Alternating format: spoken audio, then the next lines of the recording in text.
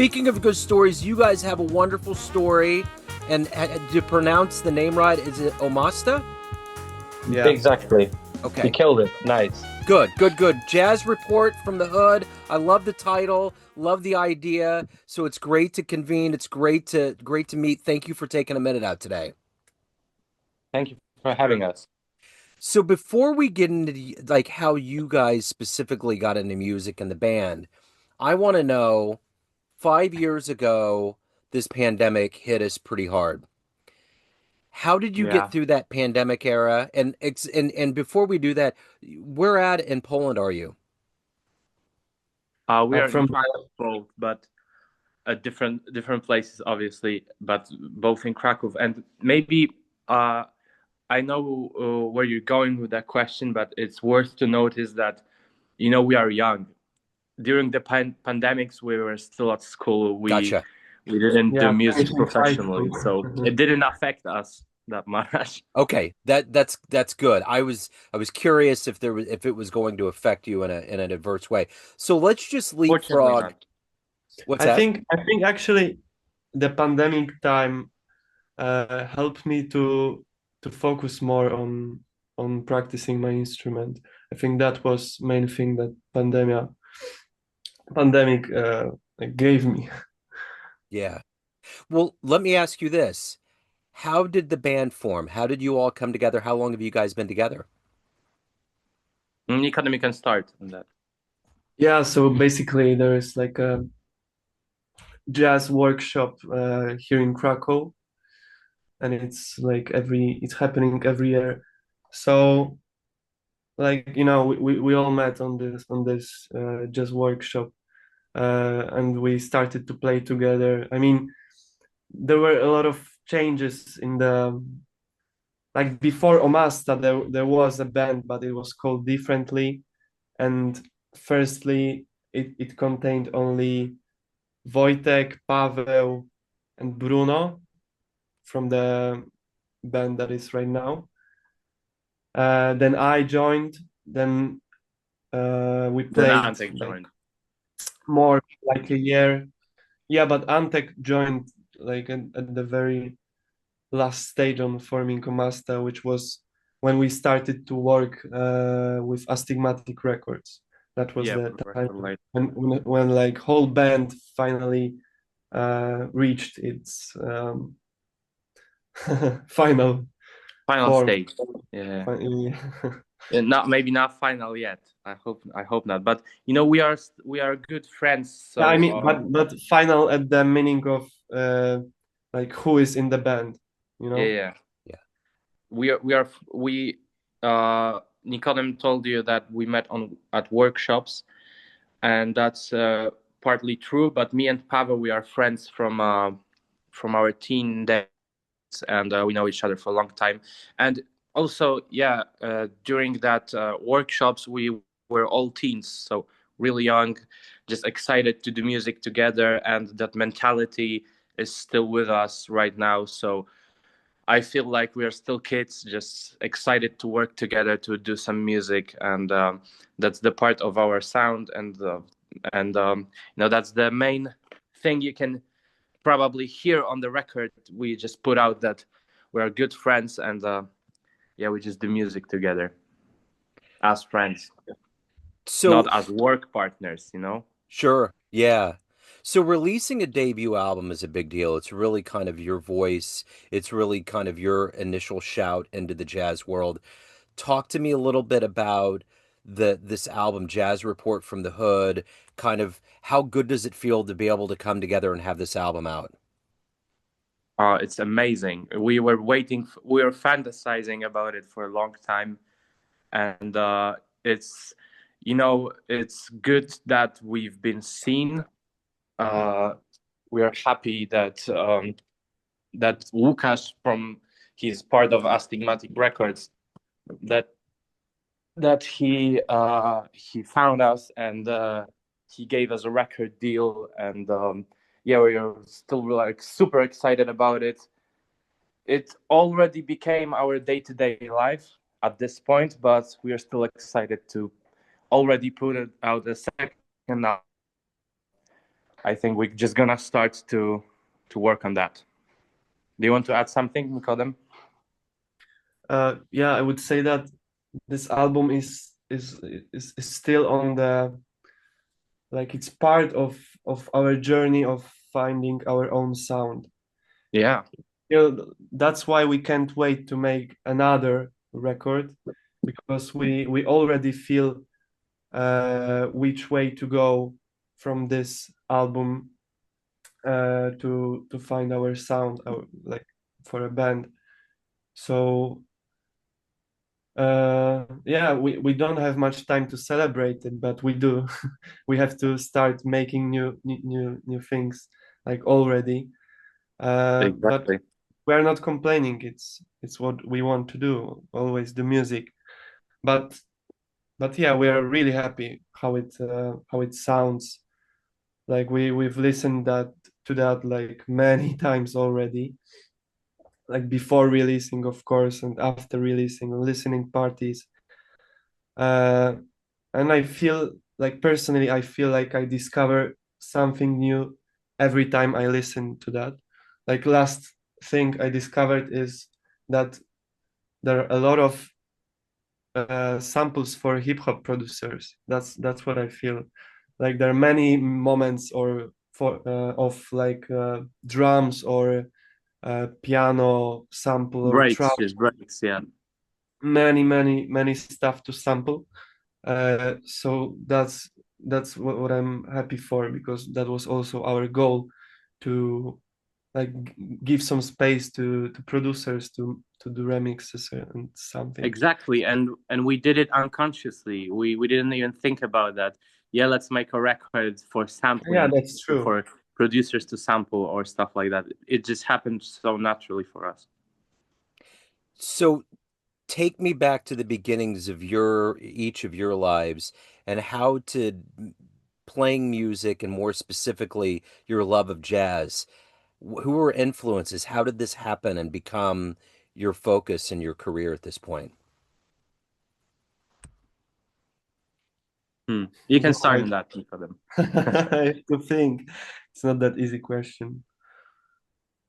I mean, okay, I can start. Of course, I wouldn't speak for the because there are five of us in the band. I cannot speak for everyone, but for me, I started musical journey with just like I don't know, listening. My dad introduced me to jazz music when I was a little kid.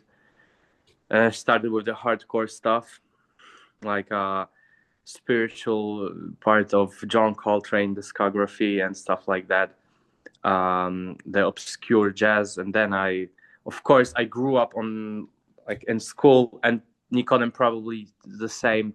We grew up on hip hop, just listening to that every day. It was a subculture at the time where when we were kids. Hip hop was a big subculture in Poland, and if you were like a boy in your middle school or in a primary school, it was either you were a metal head or you were a hip hop head, and you had two choices. And I believe that we were all hip hop heads when we were little kids. Maybe besides Antek, the flute player, his journey was a little more complex. But yeah, and we grew up on that kind of music, and it shaped us into what we have right now.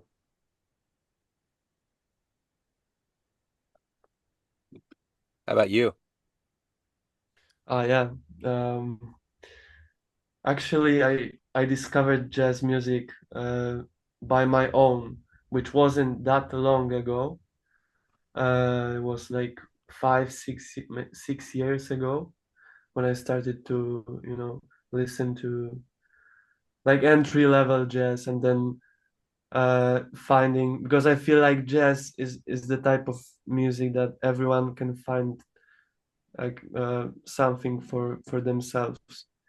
There are so many subgenres of jazz music that there is everything for everybody. And if you dig more into that music, you can find something for yourself. And I feel like this uh, this thing that we found in jazz right now is really similar for everybody of us. It's like 70s soul, funk, jazz music like Roy Ayers and other stuff. It's also spiritual, free jazz. It's also, of course, this hip hop jazz stuff with, I don't know, Glasper, Karim Riggins, Chris Dave. I feel like maybe everybody came from the different start, but we arrived at the same point. That's what I would say. So what was Yeah, the yeah. Oh no, go ahead.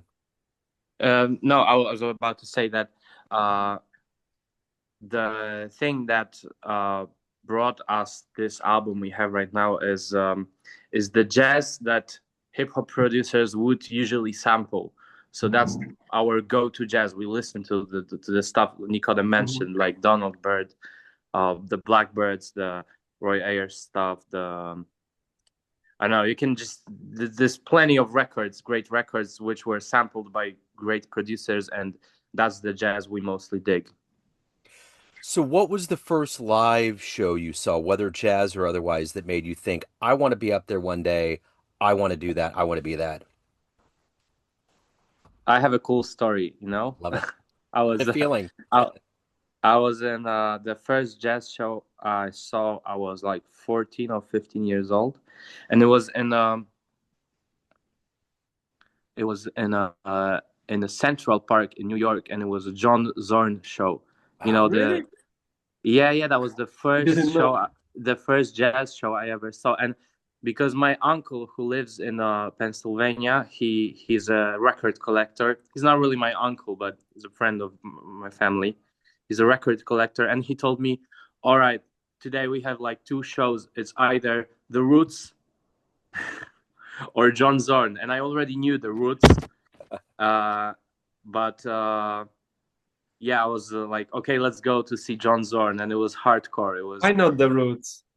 I don't know. I don't know. I was a kid.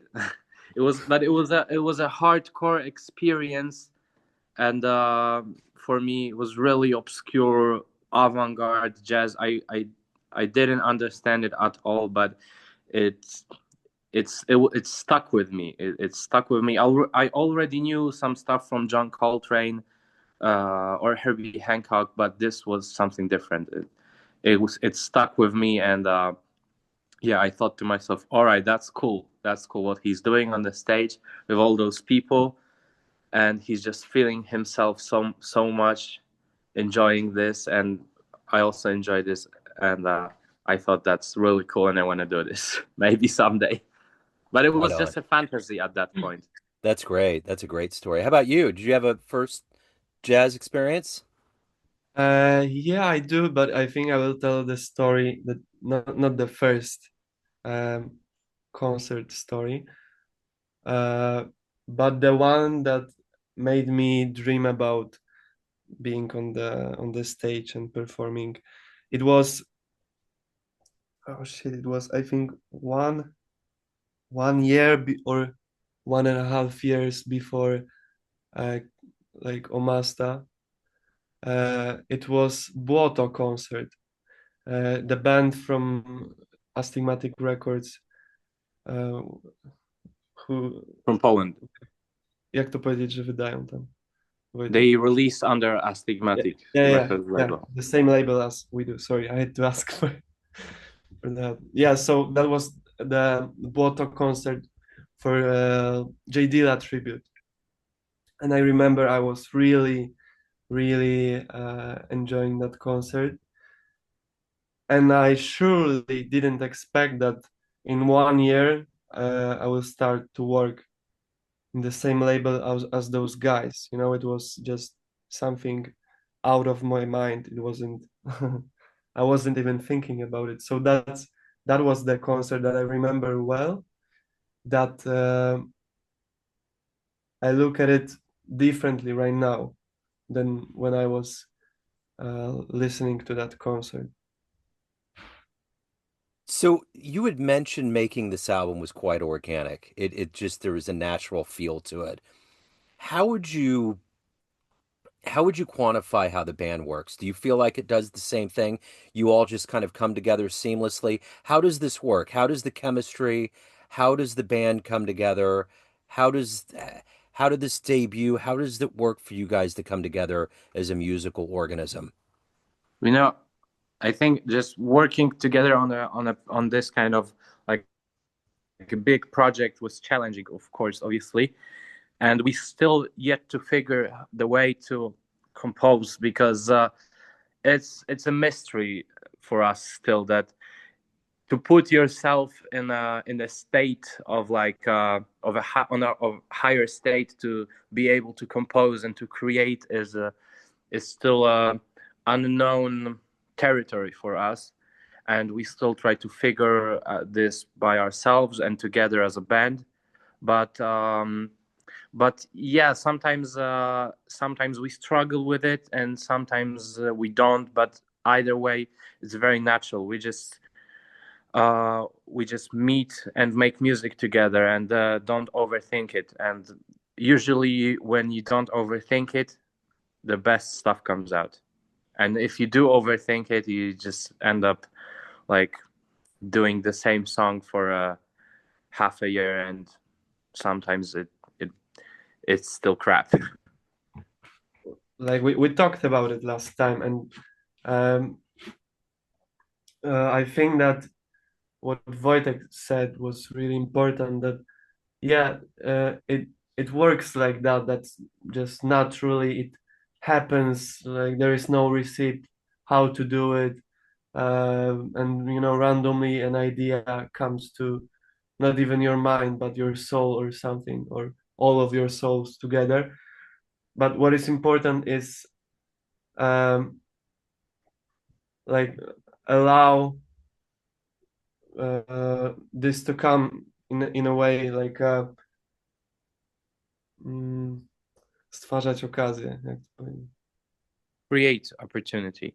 Yeah, to create opportunities for that to happen. You can't just be laying down and you know hoping that it will come the idea. You have Yeah, to of course. you have to You have to work for it.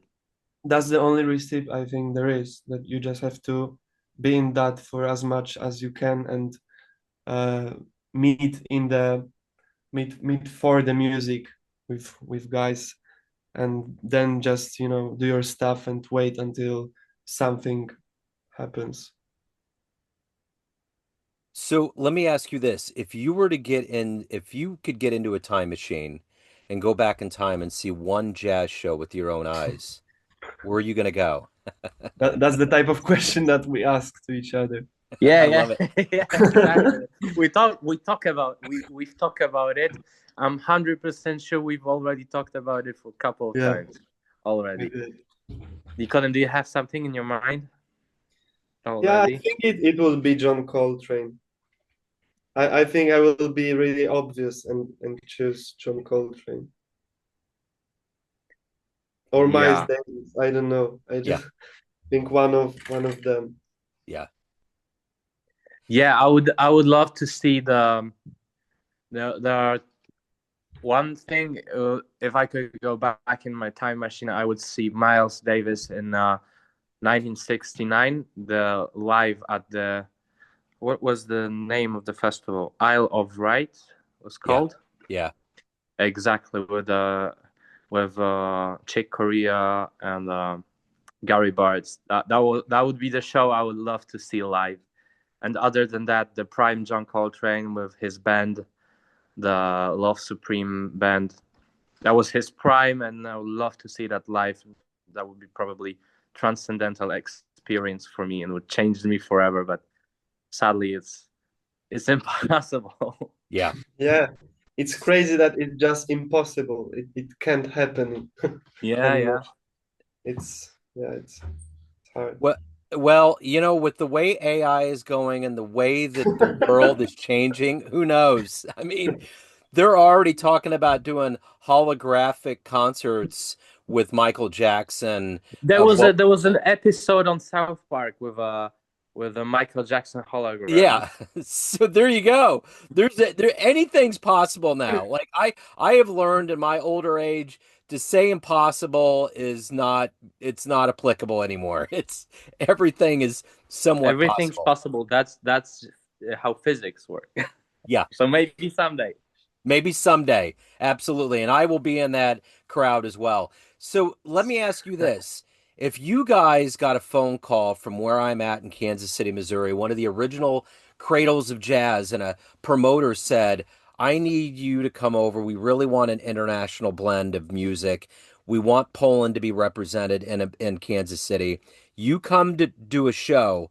How do you sell the show? How would you describe to an online post or a magazine what your show would be like to get people to come see it? Hmm. Oh, shit.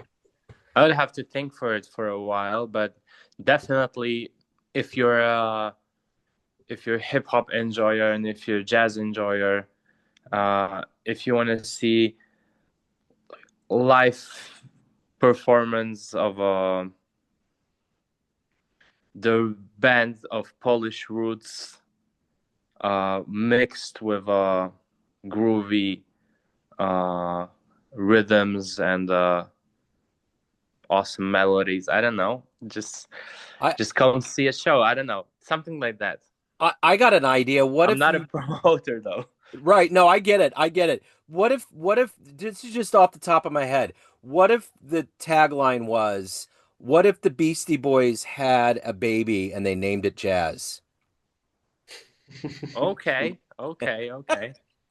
I mean, I'm just spitballing here, you know. It could be a Yeah, possibility. I get what you're saying. Yeah, that So, makes sense.